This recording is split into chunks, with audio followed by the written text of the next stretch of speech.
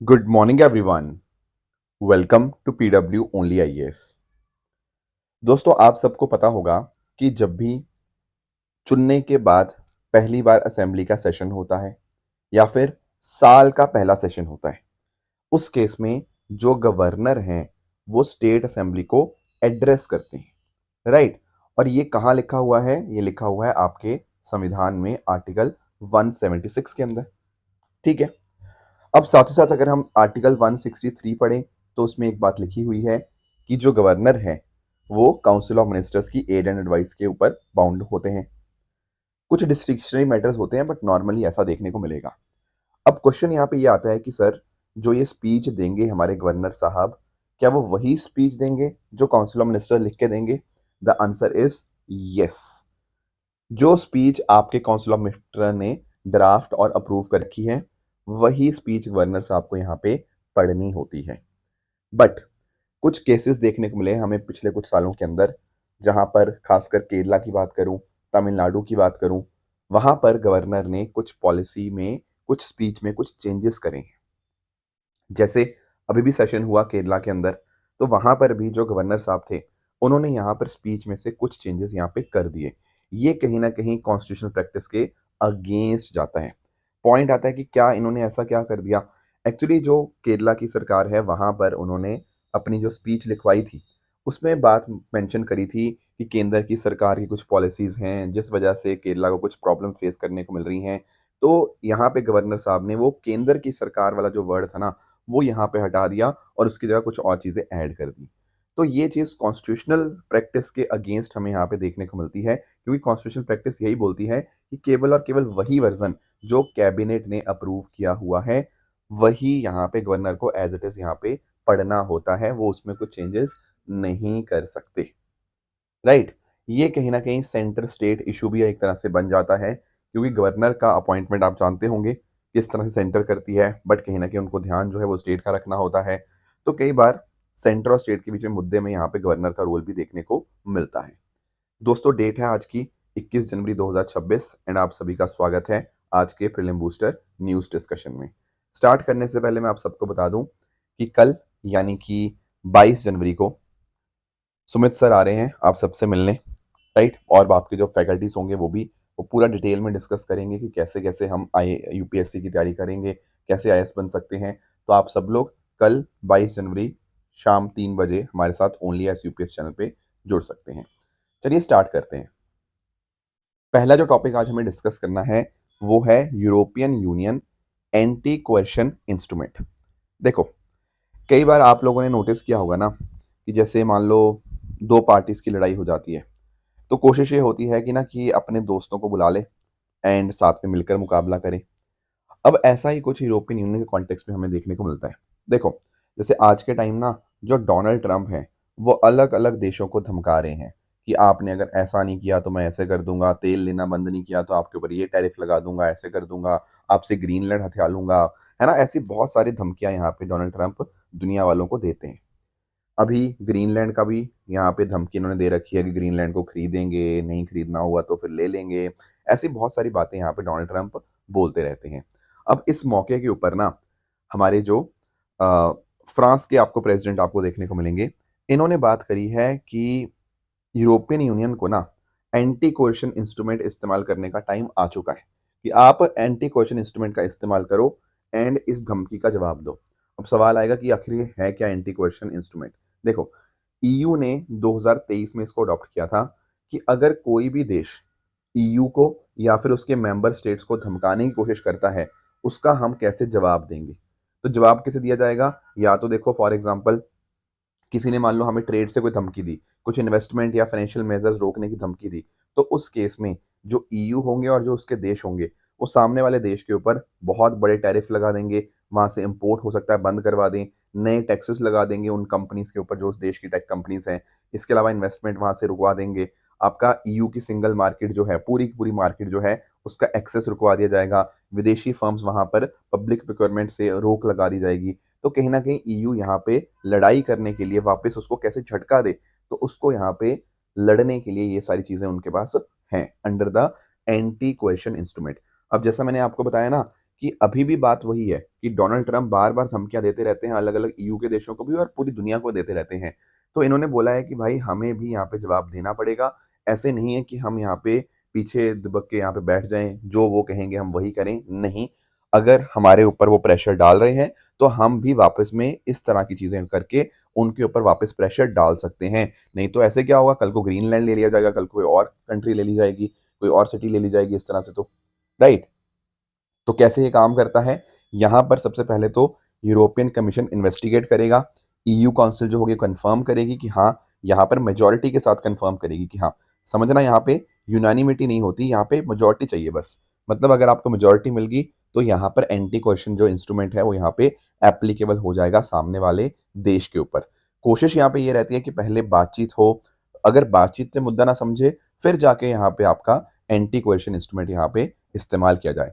बाकी ईयू का ये 2023 का है, इसके अंतर्गत बात करी गई है कि ये आपके जो मेजर्स होंगे, वो टारगेटेड होंगे और रिवर्सिबल होंगे। मतलब जितना सामने वाले ने हमारे ऊपर दबाव डालने की कोशिश की है, हम भी उतना ही दबाव डालेंगे। ऐसा नहीं कि उसके साथ युद्ध पे चले जाएँगे, no. At the same time ये जो भी मेजर्स हैं, ये रिवर्सिबल होने चाहिए। अगर मान लो सामने वाले ने कल को अपने जो भी काम कर रहा था, वो काम करने बंद कर दिए, तो उस केस में हम भी अपने एक्शंस को रिवर्स कर देंगे। इसको ना काफ़ी सारे लोग बज़ूका के नाम से जानते हैं। बज़ूका मतलब एक तरह का हथियार ही आप कह सकते हो, तो ईयू का ये सबसे पावरफुल आपको हथियार देखने को मिल जाएगा। आज तक इसका कभी भी इस्तेमाल नहीं हुआ।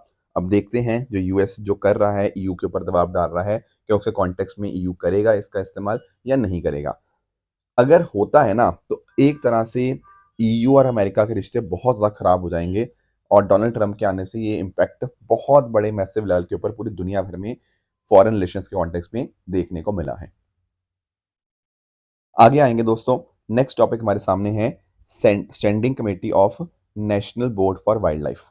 इसको अंडरस्टैंड करना है हमें कि आखिर इसका मतलब क्या है। सबसे पहले आपको मैं national board for wild life का मीनिंग एक्सप्लेन कर देता हूँ। देखो, जब हम बात करते हैं ना national board for wild life की, ये दरअसल में एक स्टैट्यूटरी ऑर्गेनाइजेशन है, जो कि कॉन्स्टिट्यूट करी गई under the wild life protection act of 1972। ठीक है?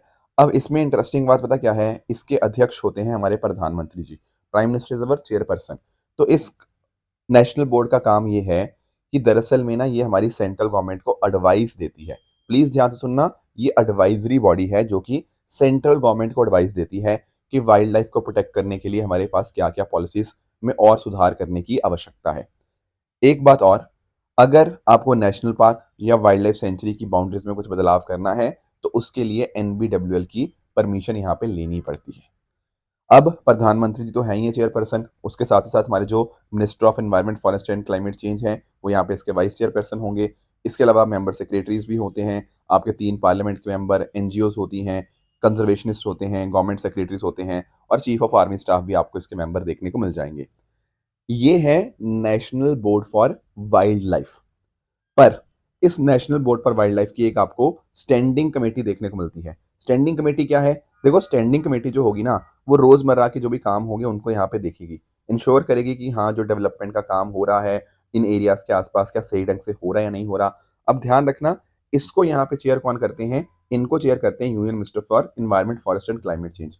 तो याद ये रखना है, अगर वो सिंपली पूछे कि national board for wild life को चेयर कौन करता है, तो प्रधानमंत्री जी आंसर होगा।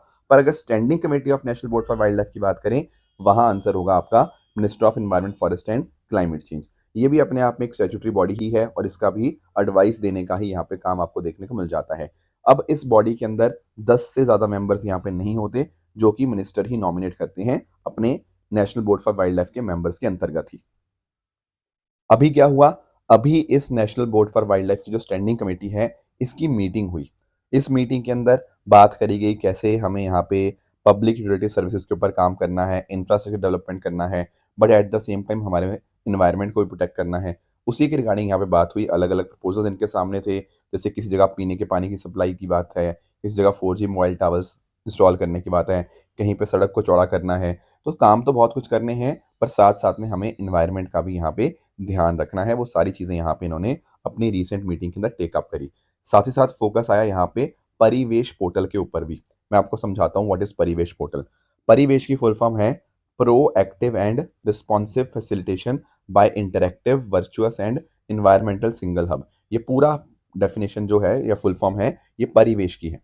कहने का मीनिंग बहुत सिंपल है कि देखो, अगर आपको अलग अलग तरह के क्लियरेंसेस चाहिए, जैसे फॉर एग्जांपल इन्वायरमेंट क्लियरेंस चाहिए, forest clearance, wild life clearance, coastal regular zone clearance, आपको कोई अपने यहाँ पे फैक्ट्री लगानी है, उसके लिए बहुत सारे क्लियरेंसेस लगेंगे। अब इतना सारा काम करोगे तो फिर कहाँ से भाई ईज ऑफ डूइंग बिजनेस आएगा, है ना? तो इसीलिए हमने एक सिंगल विंडो प्लेटफॉर्म यहाँ पे बना दिया है, एक सिंगल विंडो सिस्टम है। वहां पर आप ऑनलाइन सबमिशन करो, प्रपोजल आप अपना डालो, एंड अगर सारा कुछ ठीक रहा तो आपको बहुत आराम से जो आपका अप्रूवल है वो यहाँ पे मिल जाएगा। तो ये सारी चीज़ों को मदद करता है, सारी चीज़ों को फैसिलिटेट करता है आपका परिवेश पोर्टल। इसको यहाँ पे 2018 के अंदर वर्ल्ड बायोफ्यूल डे के तौर के ऊपर जब था, उस टाइम प्रधानमंत्री जी ने ही परिवेश पोर्टल को यहाँ पे लॉन्च किया था। एंड इसको बनाया गया है by ministry of environment, forest and climate change, और इसको बनाने में मदद करी है नेशनल इंफॉर्मेटिक्स सेंटर के द्वारा। Ease of doing responsible business को यहाँ पे प्रमोट करता है। क्लियरेंसेस मिल जाते हैं यहाँ पे अलग अलग प्रकार के, जैसे मैंने आपको बताया, जो भी यहाँ पे रिक्वायर्ड होते हैं।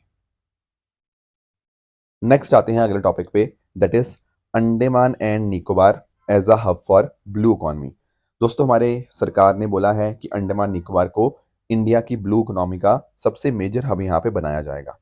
अब थोड़ा हमें अंडमान निकोबार समझना होगा कि आखिर ये है क्या। तो थोड़ा एक काम करते हैं, पहले ना थोड़ा लोकेशन पर्सपेक्टिव से अंडमान निकोबार को समझने की कोशिश करते हैं। देखो, सबसे पहले तो आप ध्यान दो, अगर हम बात करते हैं ना अंडमान निकोबार की, तो यहाँ पर आपको अंडमान एंड यहाँ पर आपको निकोबार ग्रुप ऑफ आइलैंड्स देखने को मिल जाएंगे। यहाँ बीच में आपको 10 डिग्री चैनल देखने को मिलता है। यही 10 डिग्री चैनल है जो अंडमान को निकोबार से सेपरेट करता है। ठीक है, कुछ इंपॉर्टेंट लोकेशंस और हैं यहाँ पे जो हमें यहाँ पे ध्यान में रखनी है। देखो, यहाँ पर आप पिक्चर में देखोगे, एक यहाँ पर ना आप नोटिस कर पाओगे जैसे अंडमान भी डिवाइडेड हैं, जैसे this is north Andaman, this is middle Andaman, south Andaman and little Andaman. अब प्लीज फोकस करना, ये जो साउथ अंडमान है और लिटिल अंडमान है, इसको सेपरेट करने के लिए यहाँ पर आपको डंकन पैसेज देखने को मिल जाता है। वेरी वेरी इंपॉर्टेंट पॉइंट, ये क्वेश्चन ऑलरेडी आ चुका है, 10 डिग्री चैनल वाला भी और ये वाला भी। Plus eight the same time जो अंडमान निकोबार की कैपिटल है, दैट इज, क्या नाम है अब इसका? इसका नाम है श्री विजयपुरम। ये नया नाम है पोर्ट ब्लेयर का, तो ये नई कैपिटल है, मतलब कैपिटल का नाम बदल दिया गया है। तो ये आपको पोर्ट ब्लेयर या जो श्री विजयपुरम है, ये आपको साउथ अंडमान के अंदर लोकेटेड आपको देखने को मिल जाएगी। आप लोगों ने Narcondam island, Barren group of islands का नाम सुना होगा, जो एक्टिव वॉल्केनोस है, बैरन आइलैंड्स है ना, तो वो यहाँ पर आपको देखने को मिल जाएंगे, आपके साउथ अंडमान से थोड़ा दूरी पे आपको देखने को मिलते हैं। अब इसमें थोड़ा और नोटिस करना, जैसे कुछ नाम चेंज हुए थे कुछ साल पहले। पहले जैसे नाम एक ना हैवलॉक आइलैंड होता था, हैवलॉक आइलैंड बहुत ही फेमस आइलैंड था, मतलब तो नाम बदल के इसका स्वराज द्वीप रख दिया गया है। यहाँ पर आपको इंडिया का बहुत ही फेमस राधे नगर बीच जो है वो यहाँ पे देखने को मिलता है। ठीक है, it is one of the most cleanest beaches of India, तो वो यहीं पर है आपका स्वराज द्वीप के ऊपर। सिमिलरली अगर हम बात करें, एक नील आइलैंड हुआ करता था, उसका नाम बदलकर शहीद द्वीप रख दिया गया। रॉस आइलैंड हुआ करता था, उसका नाम बदलकर नेताजी सुभाष चंद्र बोस आइलैंड यहाँ पे रखा गया। इसके साथ ही साथ अगर मैं बात करूँ नीचे वाली साइड, तो यहाँ पर आपको कार निकोबार, ठीक है, ग्रेट निकोबार आपको इस तरह से आपको देखने को मिल जाएंगे। और जो इंदिरा पॉइंट है ना, ये भी आपको ग्रेट निकोबार आइलैंड ग्रुप्स का ही पार्ट आपको देखने को मिल जाएगा। इसके अलावा कुछ छोटी मोटी बातें और हैं, जैसे एक हम बात करें ना यहाँ पे नॉर्थ अंडमान की, तो नॉर्थ अंडमान में आपको जो सैडल पीक है वो देखने को मिलती है।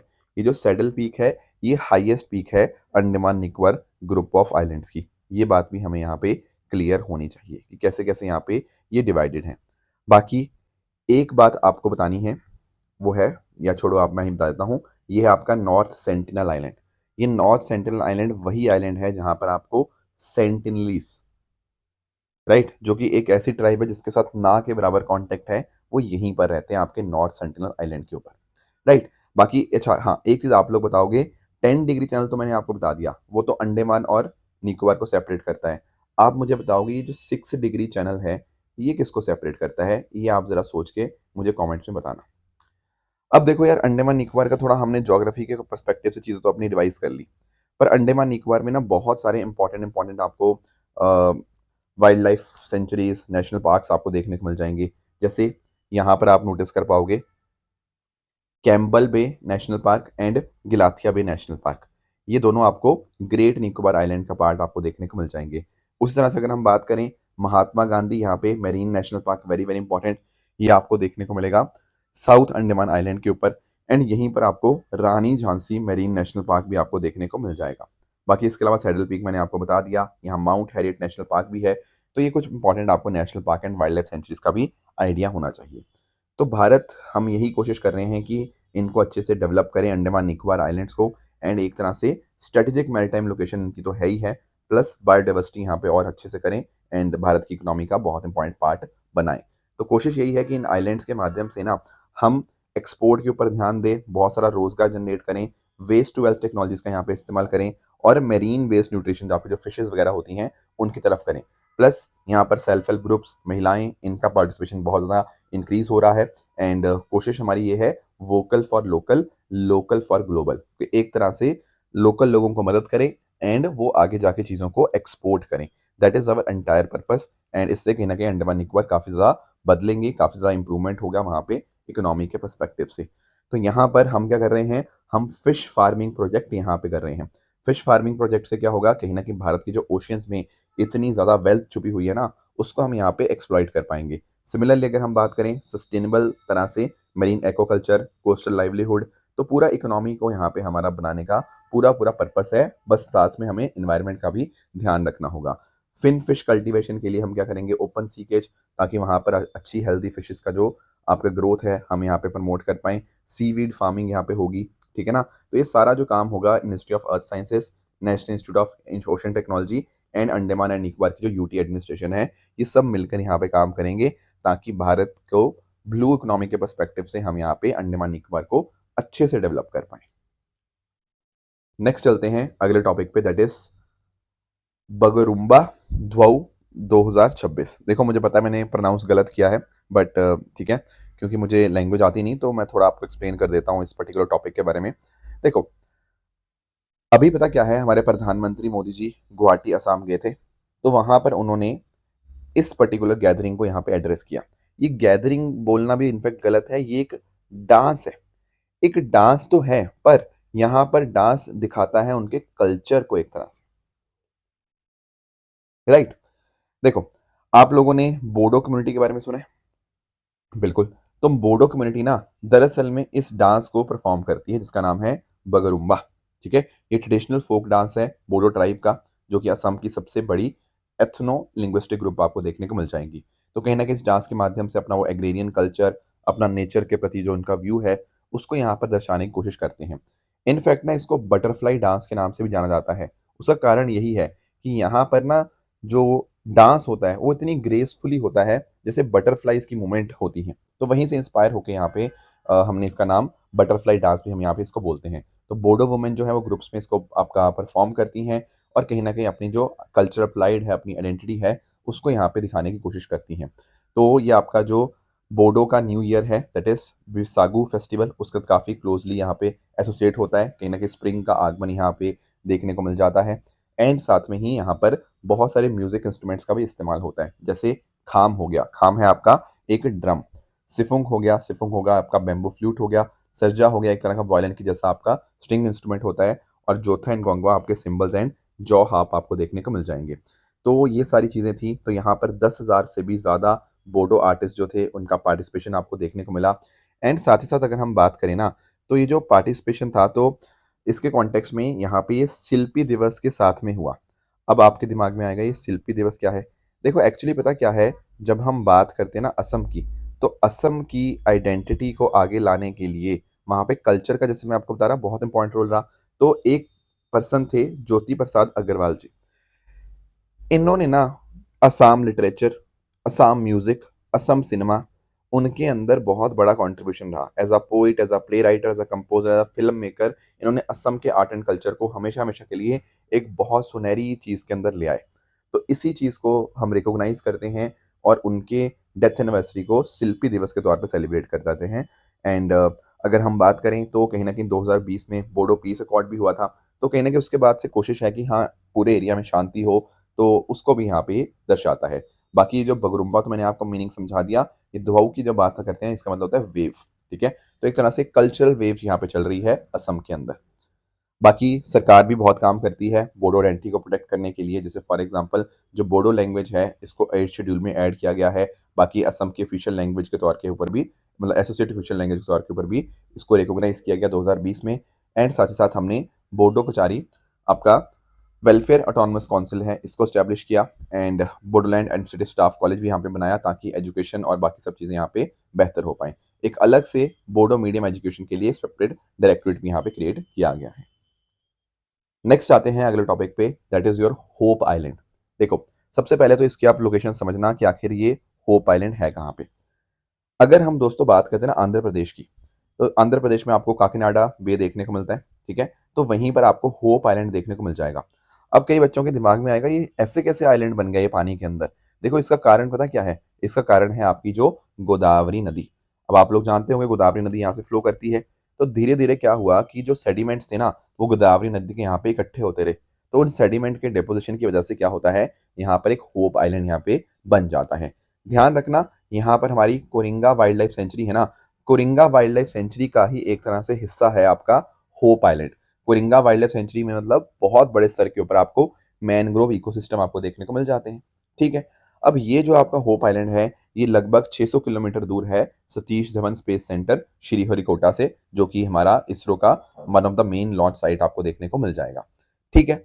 अब हम क्या कोशिश कर रहे हैं, आंध्र प्रदेश सरकार ने बोला है कि भाई होप आइलैंड के ऊपर ना हम स्पेस सिटी प्रोजेक्ट यहाँ पे बनाएंगे। इसका मतलब क्या है कि एक सैटेलाइट लॉन्चिंग फैसिलिटी इस होप आइलैंड के ऊपर हुआ करेगी। तो सैटेलाइट्स को यहाँ से लॉन्च करना हम यहाँ पे स्टार्ट करेंगे आगे आने वाले सालों के अंदर। तो बहुत ही एक एम्बिशियस प्रोजेक्ट हमें यहाँ पे देखने को मिल जाएगा। बाकी अगर हम इसकी इंपॉर्टेंस की बात करना होप आइलैंड की, तो बायोडाइवर्सिटी हॉटस्पॉट बहुत इंपॉर्टेंट है क्योंकि यहाँ पर 42 स्पीशीज माइग्रेटरी बर्ड्स की, ऑलिव रिडी टर्टल्स की ब्रीडिंग साइट भी है ये, ठीक है ना। तो कहीं ना कहीं इकोलॉजी पर्सपेक्टिव से बहुत इंपॉर्टेंट है। बाकी यहाँ पर ही आपका होप आइलैंड जो है वो काकीनाडा पोर्ट के लिए, काकीनाडा डीप सी पोर्ट के लिए एंकर ऑपरेशंस जो है वो यहाँ पे परफॉर्म करता है। इसके अलावा काकीनाडा को ये प्रोटेक्ट भी करता है सिटी को। कई बार मान लो साइक्लोन आता है, कोई स्टॉर्म सर्ज, कोई कोस्टल इरोजन होनी होती है, तो कहीं ना कहीं काकीनाडा सिटी को यहाँ पे बचाने के लिए बैरियर के तौर के ऊपर भी ये काम करता है। सो ये बात हो रही है, पर कहीं ना कहीं इसके ऊपर फिर से कंट्रोवर्सीज हो चुकी हैं। क्यों? क्योंकि आप नोटिस करो कि अगर हमें यहाँ पे स्पेस सिटी प्रोजेक्ट यहाँ पे बनाना है तो इतना आसान तो है नहीं बनाना। दूसरी बात ये है कि जब हम इसको बनाएंगे तो यहाँ से एनवायरनमेंट के ऊपर परेशानियां आएंगी। मैंने बताया ना सबसे वन ऑफ द एक यहाँ पे मैनग्रोव इकोसिस्टम काफी बड़ा है, तो उसको कुछ इम्पैक्ट आ सकता है, नेगेटिव इम्पैक्ट उसके ऊपर आ सकता है, कुछ स्ट्रेटेजिक कंसर्न्स भी हैं। तो इस वजह से होप आइलैंड न्यूज में है, थोड़े कंसर्न जरूर हैं, बट लेट अस सी कि सरकार आगे कैसे मूव करती है। आई होप आपको होप आइलैंड क्लियर हुआ होगा। नेक्स्ट टॉपिक हमारे सामने है सेनमोजी लिटरेरी अवार्ड। इसको भी थोड़ा अंडरस्टैंड करने की कोशिश करते हैं। देखो सबसे पहले ना मैं आपको साहित्य अकेडमी अवार्ड्स के बारे में एक्सप्लेन कर देता हूँ। देखो साहित्य अकेडमी अवार्ड्स हमारे देश के सबसे बड़े लिटरेरी ऑनर के तौर के ऊपर देखे जाते हैं। अगर मान लो किसी ने poetry, novels, plays, essay, short stories इन सब जॉनर्स में कंट्रीब्यूट किया है ना, तो उनको यहाँ पे साहित्य अकेडमी अवार्ड दिया जाता है। अब ध्यान रखना 8 शेड्यूल के अंदर आपकी जो 22 लैंग्वेज होती हैं वो प्लस आपका इंग्लिश प्लस आपका राजस्थानी, तो टोटल इस तरह से 24 लैंग्वेजेस के अंदर अगर आपने ये पोइट्री, नॉवेल्स, प्लेज ऐसे वगैरह लिखे हैं और आपका बहुत ही शानदार कंट्रीब्यूशन है, शानदार वर्क है, तो उस केस में आपको साहित्य अकेडमी अवार्ड से सम्मानित किया जाता है। तो डेफिनेटली बहुत एक ऐसा मतलब गौरव का पल होता है हमारे जो लिटरेचर के लोग होते हैं। पर अभी ये साहित्य अकेडमी अवार्ड भी कंट्रोवर्सीज में आ चुका है। अब देखो हर चीज के रिगार्डिंग ना पॉलिटिक्स होती रहती है हमारे देश के अंदर, तो इसके रिगार्डिंग भी पॉलिटिक्स ही चल रही है। अब पॉइंट पता क्या है कि देखो ये अवार्ड होने थे दिसंबर के अंदर, पर सरकार ने बोल दिया कि नहीं नहीं अभी नहीं करेंगे, अभी देखते हैं, अभी हम इसको पोस्टपोन कर रहे हैं। जैसे अभी आपको पता है ना, अभी जैसे 14 जनवरी को यूपीएससी का नोटिफिकेशन आना था, अब उन्होंने बोल दिया कि नहीं नहीं अभी पोस्टपोन करते हैं, अभी देखते हैं आगे क्या करना है। अब पता ही नहीं है कि कब आना है कब नहीं आना है।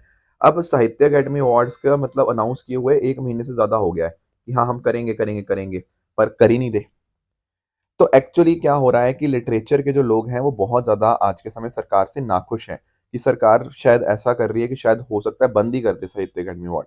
पता नहीं, समझ नहीं आ रहा अभी। तो यहाँ पर तमिलनाडु के सरकार ने क्या किया, उन्होंने सैमोजी लिटरेरी अवार्ड यहाँ पे लॉन्च कर दिया। इन्होंने कहा कि भाई देश नहीं करवा पा रहा, मतलब केंद्र सरकार नहीं करवा पा रही, कोई बात नहीं हम करवाएंगे।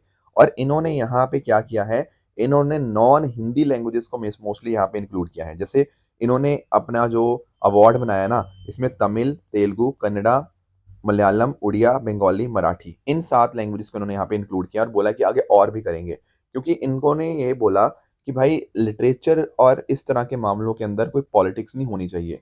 और आपके जो लिटरेचर वाले लोग हैं, पता नहीं लाखों लोगों ने इनको मेल भेजा, इनको बोला कि आप कुछ करिए, सरकार तो कुछ नहीं कर रही।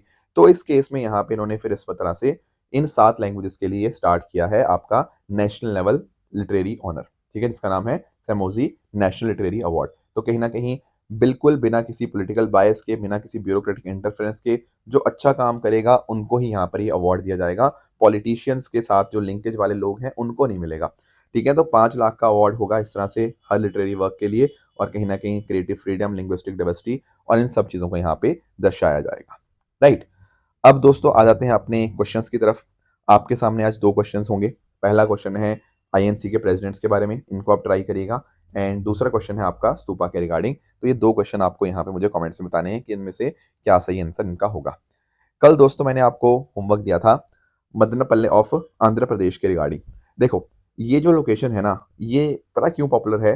बिकॉज रविंद्रनाथ टैगोर जी ने जो नेशनल एंथम को ट्रांसलेट किया था बंगाली से इंग्लिश में, वो यहाँ पर ही दरअसल में उन्होंने किया था। इसीलिए जो लोकेशन है बहुत ज़्यादा पॉपुलर है। दरअसल में क्या हुआ था ना, 1919 के अंदर रविंद्रनाथ टैगोर जी यहाँ पर गए थे और वो वहाँ पे बेसंत थियोसॉफिकल कॉलेज में वहाँ पे रुके हुए थे। उसी टाइम के ऊपर उन्होंने जनगण मन को यहाँ पे बंगाली से इंग्लिश में ट्रांसलेशन यहाँ पे किया था। That is why option C is right. बाकी बात रही बंगाली वेंकैया जी की, तो देखो इनका जो था ना कि उन्होंने डिजाइन किया इंडियन नेशनल फ्लैग को, वो दरअसल में विजयवाड़ा में किया था, ठीक है। तो इसीलिए पहला स्टेटमेंट आपका गलत हो जाएगा। बाकी पताबी सीतारमैया जी ने क्विट इंडिया मूवमेंट को लीड किया था, पर यहाँ से नहीं, वो पूरे देश भर के अंदर उन्होंने यहाँ पे किया था। तो ऐसा स्पेसिफिक कोई रिकॉर्ड नहीं है मदनपल्ले के रिगार्डिंग, तो सेकंड भी गलत है।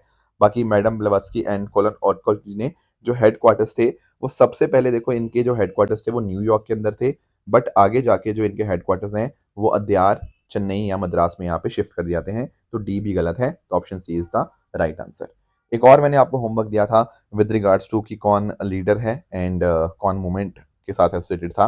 तो यहाँ पर अगर आप नोटिस कर पाओगे ना, यहाँ पर बिल्कुल सारे स्टेटमेंट तीनों के तीनों आपको करेक्ट देखने को मिल जाएंगे। ऑल इंडिया अनटचेबिलिटी जो लीग थी वो गांधी जी ने फाउंड की थी 1932 के अंदर। फिर ऑल इंडिया किसान सभा के कॉन्टेक्स्ट में सज्जनानंद सरस्वती जी जो थे वो पहले प्रेसिडेंट थे इसके। And similarly self respect movement की बात करें तो बहुत पॉपुलर है, ये ईवी रामास्वामी नायकर जी के द्वारा ही तमिलनाडु में 1925 में स्टार्ट करी गई थी। तो all the 3 statements are correct. रही बात ट्रू एंड फॉल्स स्टेटमेंट्स की, यहाँ आपके सामने कुछ स्टेटमेंट्स हैं, इनको पढ़ो, बताओ कौन सा सही है कौन सा गलत है। एंड साथ ही साथ जो कल होमवर्क दिया था वो था विद रिगार्ड्स टू कि अगर एक जज को रिमूव करना है तो ज्वाइंट सिटिंग से रिमूव किया जा सकता है। नहीं, देखो ज्वाइंट सिटिंग कुछ नहीं है, हर एक हाउस के अंदर हमें स्पेशल मेजोरिटी चाहिए होती है। तो पहला स्टेटमेंट आपका गलत हो जाएगा। समक्का सरलमा की बात करें जो यात्रा है, उसके देखो संथाल कम्युनिटी नहीं बल्कि आपका जो कोया आदिवासी कम्युनिटी है उसके साथ इसका लिंकेज है, तो सेकंड इज इनकरेक्ट। बाकी जो थर्ड स्टेटमेंट है बिल्कुल आपको करेक्ट देखने को मिलेगी। तो ये थी हमारी आज की डिस्कशन। इसी तरह से सब लोग हार्डवर्क करते रहिए। All the very best. Thank you so much.